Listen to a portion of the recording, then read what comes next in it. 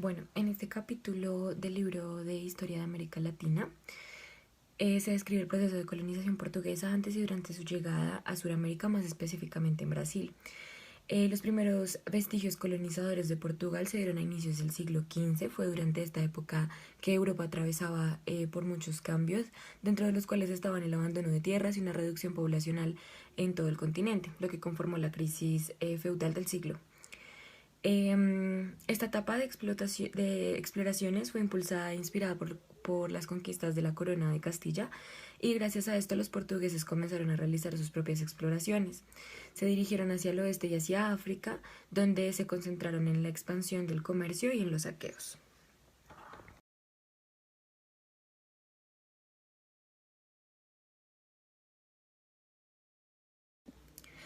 En abril de 1500, una expedición comandada por Pedro Álvares Cabral arribó a la costa brasilera, apropiándose del territorio en nombre del Reino de Portugal.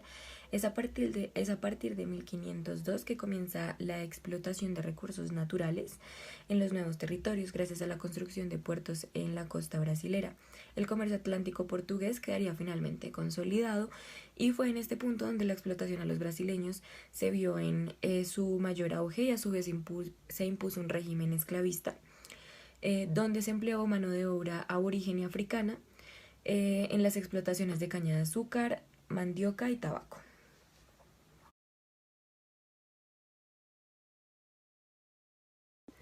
Respecto a la evangelización, al igual que los españoles, los portugueses se habían comprometido con el Vaticano a evangelizar a los aborígenes, es decir, a los esclavos, lo cual se cumplía a cabalidad junto con la utilización de estos como mano de obra esclava.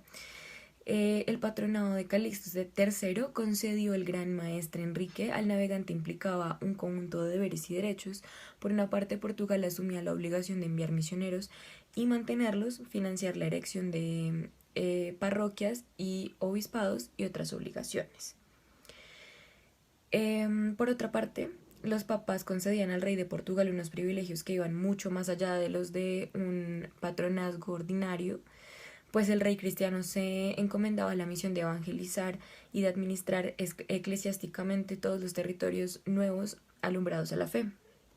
El Papa León X, en la bula Paraceae de Devotionis de 1514, supo conceder al rey de Portugal una autoridad parecida a la que se le otorgó al rey de Castilla en la bula Dudum Siquidem en 1493, que se usó para la evangelización de América.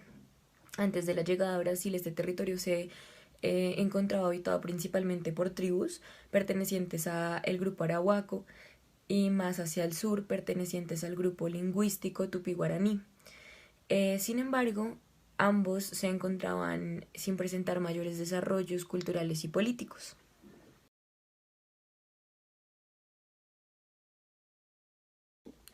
Después de esto se da el periodo de las factorías, donde la corona tuvo que inventar nuevos sistemas de explotación de tierras gracias a que la naturaleza y riqueza de Brasil eran ambiguas. El modelo de las islas usado anteriormente, que consistía en desembarcar ganado para su proliferación antes de que llegaran los primeros colonos, era imposible en Brasil, ya que los animales eran pronto víctimas de los indios. Los portugueses se vieron obligados a tratar a los brasileños como a los de la costa africana, es decir, explotándolos por el sistema de las factorías comerciales. Durante el periodo de las factorías, que se dio entre 1502 y 1534, las relaciones portuguesas con los indios habían sido generalmente amistosas. Pero proveyeron a los nativos de artefactos tecnológicos, de incrementar los niveles de productividad en su economía tradicional, mientras los indígenas, los aborígenes, proporcionaban la mano de obra necesaria para talar y transportar el palo Brasil que se cargó en los barcos portugueses, así como los alimentos necesarios para el personal de la factoría. Los colonos portugueses tuvieron generalmente la cooperación de los indios o las ventajas en la lucha contra estos, pero en las zonas donde la colonización no había conseguido el suficiente arraigo, era todavía muy frágil. La resistencia nativa resultó ser desastrosa, como la oleada de luchas que azotó la costa a mediados de los años 40. y que pudo provocar un desastre. Esto fue en la Bahía, Sao Tomé en 1546, Espíritu Santo 1546 y Puerto Seguro en 1546.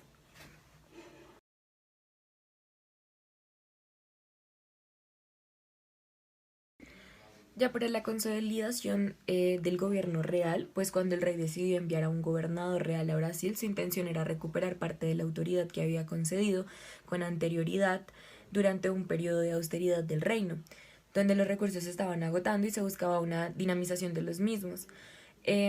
No debemos olvidar que la reanudación definitiva del control real fue una práctica normal de las monarquías del antiguo régimen.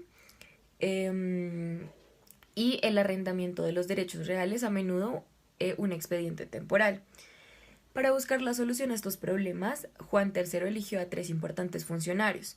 El primero, un gobernador para defender y reforzar a los capitanes ineficaces e instaurar una política general para tratar con los indios. El segundo, un proveedor mor de la tesorería para vigilar la recaudación de las rentas de la corona.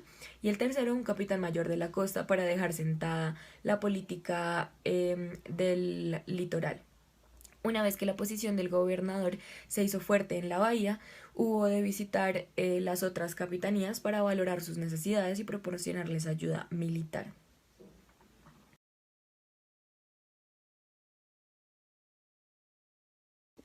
Respecto a sociedad y economía, se podía ver que los colones libres de preocupaciones entraron en su primer gran ciclo económico basado en la expansión de la industria azucarera, con el consiguiente crecimiento de la población, así como el desarrollo social y administrativo. Es decir, se dio un cambio donde se pasó de preocuparse por la supervivencia a una concentración en la consolidación y crecimiento, está claramente reflejado en las fuentes históricas. En el extremo sur de la efectiva ocupación portuguesa, la capitanía de Santana había quedado desocupada.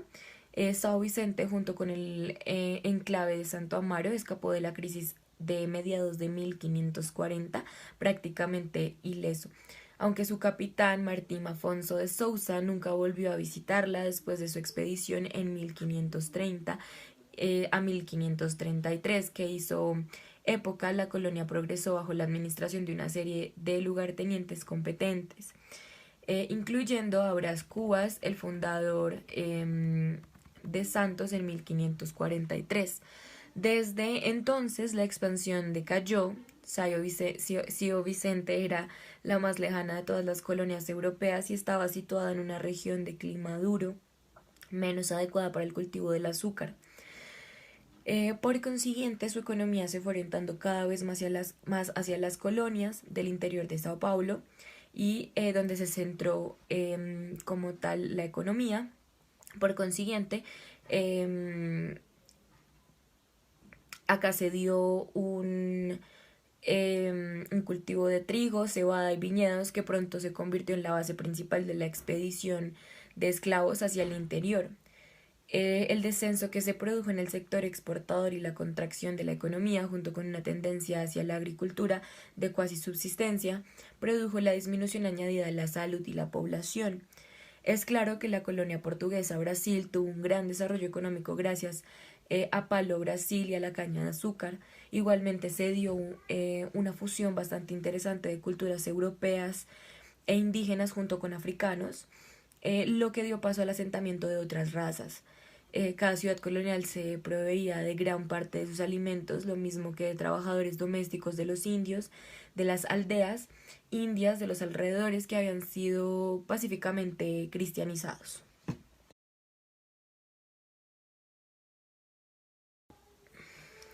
La carencia de metales preciosos desalentó la colonización portuguesa, postergándola por más de 3 décadas. Durante ese periodo la extracción del palo Brasil fue el único aliciente para que se instalaran pequeñas factorías en las costas atlánticas. El desarrollo del cultivo de la caña de azúcar en Brasil condujo a la creación de una economía agrícola de explotación basada en el sistema de plantaciones. La población aborigen de la región atlántica resultaba poco apta para el trabajo, por lo que en consecuencia se incorporó una numerosa mano de obra esclava africana. La explotación azucarera quedó limitada en manos a una aristocracia del azúcar capaz de afrontar los elevados costos de producción que exigía el cultivo.